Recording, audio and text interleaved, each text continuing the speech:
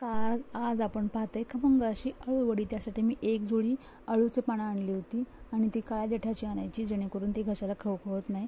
आणि पानं स्वच्छ धुवून त्याचे जे देठं असतात ना ते वरनं कापून घ्यायचे आणि त्याला बेलण्याने लाटून घ्यायचं, जेणेकरून ते देठं सॉफ्ट होतात. आणि त्यासाठी लागणारं बॅटर आहे बेसन पीठ, थोडंसं तांदळाचं पीठ टाकायचं आणि वाटण टाकणार आहे, हिरवी मिरची, लसणाचे पाकळे घ्यायचे आणि कोथिंबीर, मीठ, चवीनुसार मीठ टाकायचं, हळद, लाल मिरची पावडर, धना पावडर आणि ओवा टाकून हे घट्टसर बॅटर करायचं.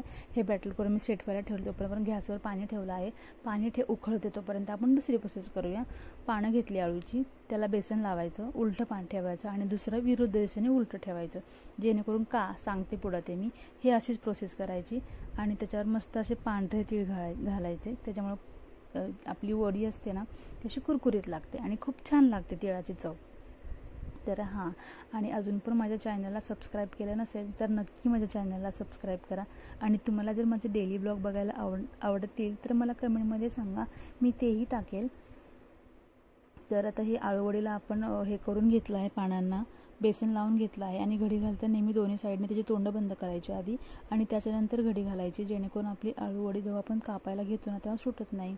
आणि चॅनलला सबस्क्राईब करा, लाईक करा, शेअर करा. आणि कशी वाटली माझी अळूवडी मला कमेंटमध्ये नक्की सांगा. आणि हे बघा, हे सगळं प्रोसेस करून अळूवडी मी कशी दाबते ना त्या पद्धतीने दाबायची आणि शेवटचं तोंड त्याचं असं बंद करून घ्यायचं, म्हणजे सुटत नाही ती. आणि आता चाळणीला मस्त असं तेल लावून घ्यायचं, कारण की मग ती चिटकणार नाही. तेल लावल्यानंतर वाफ करायला ठेवायचं. एक 15 मिनिटं वाफ करायला ठेवायचं आणि ते ठेवल्यानंतर त्याच्यावर मस्त असं झाकण ठेवायचं आणि एक वाफ काढायची.